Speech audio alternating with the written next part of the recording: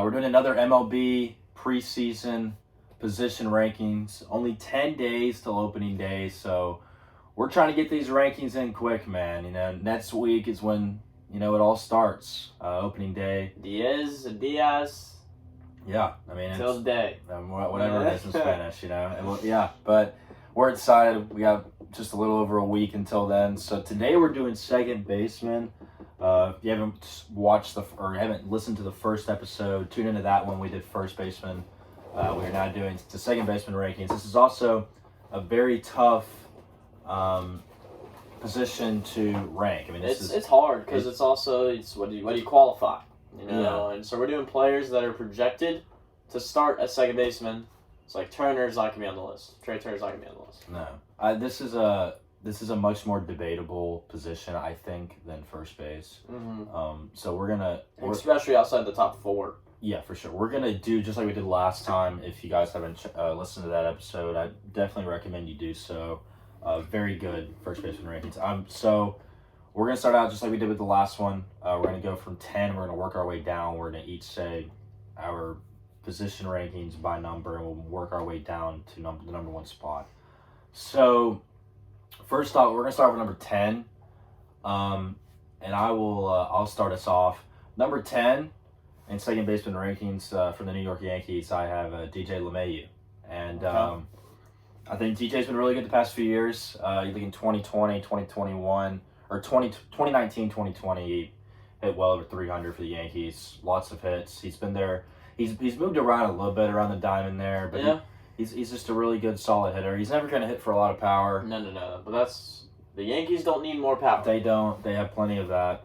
He's very solid defensively. He's a really big part of that New York team. Obviously, they underperformed last year. They just snuck in the wild card. I know a bunch of Yankees fans are really upset about their offseason and their ownership and getting Josh Donaldson, and it's like, what does that really fix? Yeah, they had a lot of expectations on either signing Carlos Correa or one of the many big name shortstops this winter, and they didn't. And they didn't get Freddie. They did not, which is very un-Yankee like. It seems like every year the Yankees are spending an absurd amount of money, and they end up with a big name free agent. That didn't really happen this year. And I think a lot of people, besides Yankees fans, just love to see that. But anyways, back to the conversation. DJ LeMahieu, I think, sneaks in 10 spot. This is a really loaded position. I had other guys that I considered sneaking in here, like Whit Merrifield, Gene Segura, whoever. But even Jazz Chisholm. Jazz Chisholm's up and coming. I really like him. I don't think he's there yet. I think he's the future for Miami, but he's also in my consideration. They're not on my list, by the way, but they were all consideration for the number 10 spot. But I'm going to go with DJ LeMahieu just because he's been consistent. He had a little bit of a down year last year, but I think he's going to bounce back. So I'm going with DJ LeMahieu, number 10. All right, DJ got left off my list just because he's come back from a hernia surgery. Yeah. So we're going to see how he does. But, I mean, he's been up there in batting champ conversation when he's healthy for the AL, like average-wise. So, I didn't have him on. Number 10, I have the Bahamas product, Jazz Chisholm. Oh boy, Chisholm's got the swagger. He's got the swagger. You gotta love He's great. He's actually great defensively. That's an underrated part of his game. He had a 728 OPS. It's not crazy, but that's like good. Like that's a good player. You're getting up there, and I think it's only going to go up this upcoming year. 2020, he had a 563 in only 21 games, and they got 100 more games played, and we really saw him come to his own.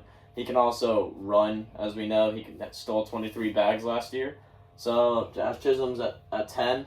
He's just the type of player that I love. I love the blue hair. I love the Euro step. I do think he's one of the features of this young Marlins team. They're a loaded farm system. Lots of good. So he'll be on the Yankees in 2 years. Lots of good prospects coming up. I think he's one of the few guys right now that they could just set in stone. Like he's going to start every day, and he's a part of their future in Miami. Let's go on to the next one. I like the pick. Number 9, I've got Jorge Polanco of Minnesota. He's been really consistent. Very good. The past couple of years. Obviously, the Twins, if you don't remember, they had a very good 2019 where they just absolutely raked. Seemed like everybody in their lineup just was unbelievable. And the Twins are still a solid team. Obviously, they made a move for Correa this offseason. Surprised a lot of people. You want Polanco's stats? I believe he hit 262, correct? Or he hit 269. 269. He had a 125 OPS. He had 30 bombs. A .5 slugging. Yeah. And what was his WAR? His 3.3? F4 was 3.3 or something like that. His, I don't see it right now. I'm pretty sure it was a 3 WAR. His straight up WAR was a 4.9. Which is good. I think his F4 was like a 3.3 or something, which was very good. He's just a really good bat in that lineup. He's really solid defensively. He's good defensively. He's good defensively. That's why he's above average on defensive runs saved. I don't know how much you scale that, but a lot of guys are negative.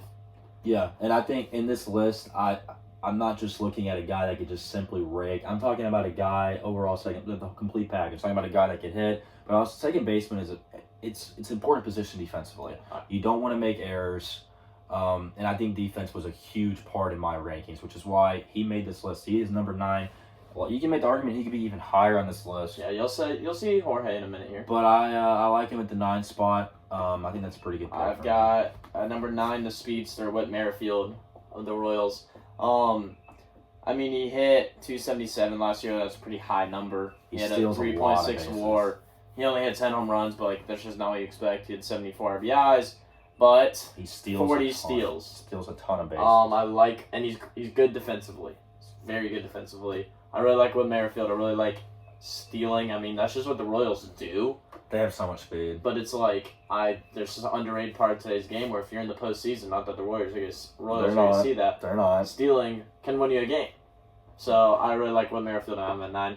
Try to speed up these early ones here because you want to get to the meat. Yeah. Or number 8, I'm gonna go with National League Rookie of the Year from the Cincinnati Reds, Jonathan India. All right. Awesome. I really like the way this guy's trending upward. He had a really good rookie year for the Reds. They're a rebuilding team. It seems like they're getting rid of everyone. 835 OPS. That's incredible for a rookie. Yeah. I mean, it seems like the Reds are getting rid of everybody besides him and Votto, but India is a really solid part to their team. Very likable. I remember watching him early in I believe it was June or July, the series when we played them in Cincinnati, and he really impressed me. Not only just his offense, but he's solid defensively. I like the way he could really run the bases. I'm just talking about stealing. I mean, he's just a good base runner.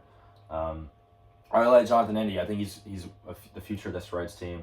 And now Rookie of the Year with 25 home runs, I believe, 26 only home runs. Only strikes out. I mean, this isn't like incredible enough. 22% of the time. You know, he's a very solid player. I mean, he had a really good rookie year. I think he's going to trend upward. One of the few bright spots in Cincinnati for the Reds ball club right now. Yeah. I have the same thing, so we're just going to kind of keep going. All right. 7, we don't need to talk about this too much. I have Polanco here. The thing that you can do with the bat and the glove, he's just on the Twins. The Twins are terrible, so I think he's underrated. But 7, I have Jorge Polanco. All right, number 7, I have out in San Diego. I've got Jake Cronenworth at number the Crone Zone. At number 7, the Crone Zone. Yes, Jake. He's had a very solid year. I've seen a lot of guys rate this guy pretty high. I do think Jake Cronenworth's really good. It's just a matter of he may just be at short in the future. Yeah, I think he has a future at short because obviously the future with Tatis in the field, especially in the infield, is very questionable. Tatis had an abysmal year from defensively last year. Besides that MVP caliber year, we all know how great Fernando is, but defensively he really struggled. So we'll see where Jake is put in the field going forward, but I think he's going to see a lot of service time at second base. He's going to see a lot of time there, and I think he just hits. He drives in runs too. Jake Cronenworth just drives in runs. And at the end of the day, I like him at 7. Yeah, I left him off my list mainly just because when I watched the Padres last year when I got a chance, he was at short when Tatis wasn't there. Yeah, and they have potential to have a very good ball club and make a run at the NL West, but we'll see. Number 6, Cattell Marte, for me. It's also my pick. Cattell's a really good player. He stays healthy. He's one of the guys that many Braves fans, including myself, wanted to trade for last year. He could play anywhere in the field. You could put him at second, short. You could put him in the outfield. Mm-hmm. He's very good defensively. He's very versatile, and he could just hit. The dude could hit over 300 if he wants to. He only played 90 games last year, but in 2019 he played 144, had a 981 OPS, and had 32 home runs, 92 ribbies, and 53 walks. I was about to read. What's his stolen bases? 10. Because I know he could run. I thought it was better than 10. He could run a little bit. 10. And Cattell's a really good player. Just since he's out in the desert in Arizona for a very, very terrible ball club. 592 slug. He just got a new deal as well in Arizona. I do think he's going to end up being traded at some point. But we shall see what happens with him. All right, at number 5, I've got a guy we all know very well. Played in the World Series this past year, Jose Altuve. very good second baseman, but I've seen on many occasions on many networks, especially MLB Network. I mean, look, the guys just, it seems like they worship this guy. Obviously, we all know the cheating allegations, whatever. I'm not going to hold that too much against him. And obviously, Jose Altuve is not a very liked player around the MLB. The fan base just isn't a big Altuve. They're not big Altuve fans, and rightfully so. But I think Jose Altuve deserves to be in the top 5. He's just been there. He's been in the playoffs consistently. You look at his postseason stats, the dude has like 25, 26 career postseason home runs, somewhere in there. It's unreal. The dude's been in the World Series, seems like every year for the past 5 years, on a really good Houston team. He's good defensively. He's very undersized, but he's got great power. He had, I believe, a 4 F4 last year, or I believe around that, so he had a really good year. He's a massive part to a very good Houston team that's made a run for a while and will continue to. Number 5 here, I've got Brandon Lowe. Brandon Lowe, very underrated player. Like he raked last year for Tampa Bay. Last year, let me put up. He had, 247 average, but he hit 39 home runs. This guy just hits home runs, and he had a 142 OPS plus, 863 OPS. When I watched Brandon Lowe, he just seemed like one of those guys where you did not want to give a good pitch to, or else he's going to take it long. And he's really good in the field as well. Not really good. He's fine. Yeah, Brandon, but I just think he's here because I think the 4 guys ahead of him are obviously better. Also have him at number 4. Tampa Bay's got a solid middle infield duo with him and Wander Franco going forward. I think he had 39 bombs last year. He's good defense. He's questionable defensively. That's he's questionable. That's I didn't the mean knock. to say he was really good. That's the knock against him defense. He's just not that good defensively. So the questions of where they're going to put him in the field going forward, it's definitely very reasonable. But he just raked last year. He's trending upward. For the Tampa Bay, maybe the Montreal Rays, wherever they're going to be. But I think he deserves number 4 spot. Yeah, he played a lot of different places last year. He's not great defensively. But he could rake. He's a really good offensive player. I'm gonna go number 3 first. No, I haven't done my number 4. You haven't done 4? No, we're on 4 now. I thought we were both on 4. Brandon Lowe's my number 4. Number 4 for me is Altuve. Big thing, postseason dominance, 23 home runs, second all time in a postseason. Okay. All right, number 3 for me. Was an MVP race last year when he was healthy, MVP caliber year. Did not play second last year, played first for LA. I've got Max Muncie at number 3. He's very good. He's good. He's really good defensively too. I didn't realize how good he was defensively until recently, but he's really good. I'm not putting him above 3, and the reason why, he hasn't seen enough time at second base. He's been at first base for a very long time now. He's played second before, yes, I understand that, but I think you've got to see him plugged in there every day before I put him above 3. He can rake. We all know how good he is. He just hits bombs. Really good. To be honest, he's not on my list because I thought he was going to be DH next year. He's on your list? No, I think he's going to be DH. You think so? For the Dodgers. I'm going to put him, I think they're going to put him at second because I don't think, unless they put Gavin Lux there. I think I'm looking at it right now on RotoChamp. I think they have Chris Taylor there. You think they're going to put Chris Taylor there? I'll put Muncie number 3 because I think they're going to plug him in at second.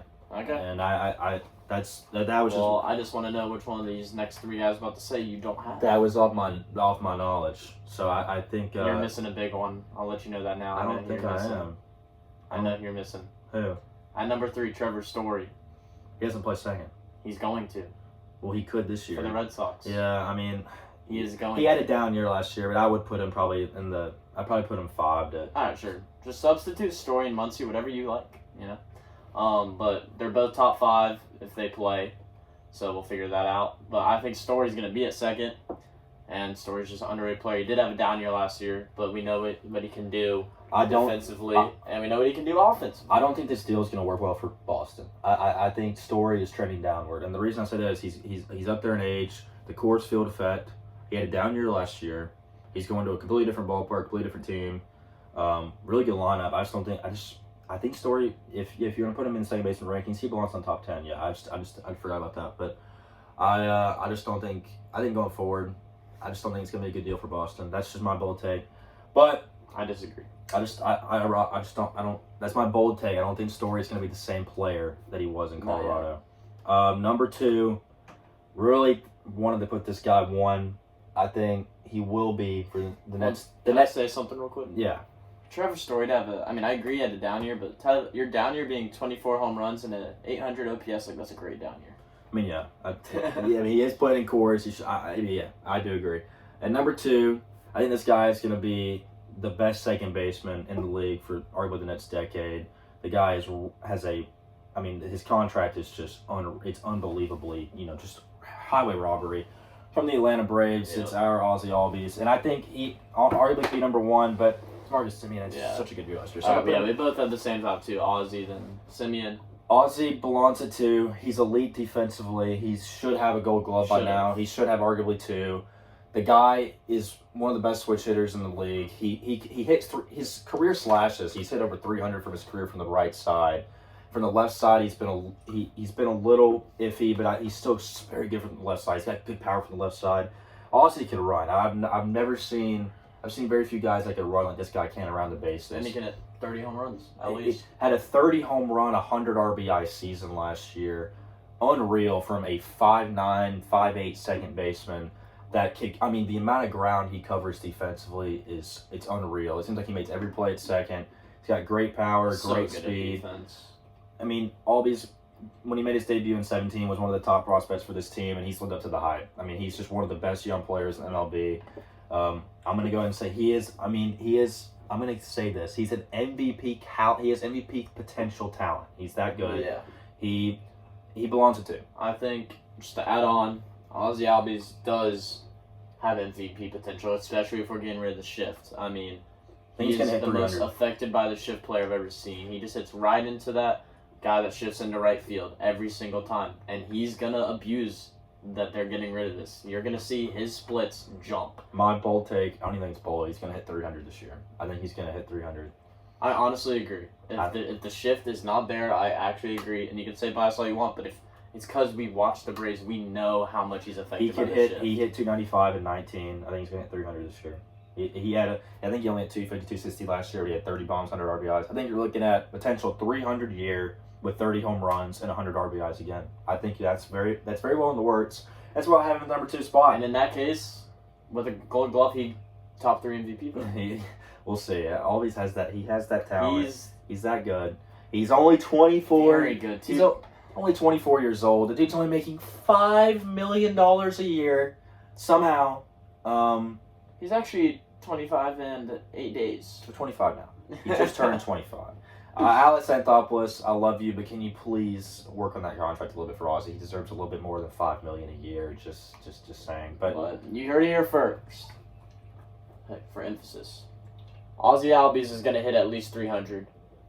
He is going to finish at least top 15 in MVP voting. At least, which that's thinking. Top 10. Maybe top 10. I'll go top 10. Ozzy Albies. All right, number 1. I think we both have the same answer on this list. Marcus Semien, the new member. The new member of the Texas Rangers. He was great in Oakland, and then he traveled over to Toronto. And he had a career. He had a historical year. He had a career year. He finished 3rd in MVP voting. It's just tough. He probably would have won in the NL. Yeah. Oh, easily. Once Ronald went down last year, the NL MVP race was not. It really wasn't loaded like the AL was. So he hit 265, 45 home runs, only 873 OPS, but the 45 home runs, unreal. That's crazy. Yeah. 15 steals. But what really stood out to me, 11 defensive runs saved last year. That's a ton. The dude was very, very good defensively and offensively, complete package. That's why I got him at number 1. Do I think he'll be number 1 on this list next year? I don't know. I don't think so. I don't think so. I think Texas. He got a massive deal in Texas. That new middle infield with him and Seager is very good. But I think our list. I really like our list. I like him at number 1. I also do. That's our second baseman rankings. I think they're pretty good. Let us know if you disagree. This was a tough list to make. Who should be on this list that's not there, And then we've got I think arguably an even better one coming up next. Don't tell me Jeff McNeil. Yeah, Jeff McNeil, no. Don't tell me that. Don't tell me Segura. Yeah, Segura, probably not. Segura can turn up for a month. He really can. Yeah. But I think these are really good. Y'all want to stay tuned for these next rankings because the really juicy ones coming up. Shortstop. And that is arguably the most loaded position in baseball. So Shortstop rankings will come up next. A lot of NBA playoff stuff coming soon. Yeah, not too long. Obviously, really busy. March Madness coming down to a close. If you listen to March Madness episode, we did predict the Final Four. We did. But you'll stay tuned for that. MLB opening day next week. March Madness winding down. NBA playoffs for too long. It's good stuff. It's a fun time of the year. But we got your shortstop rankings coming up next, so y'all stay tuned for that. It'll be a fun time. But I hope y'all enjoyed these. I think very solid second baseman rankings. More down. Shop on.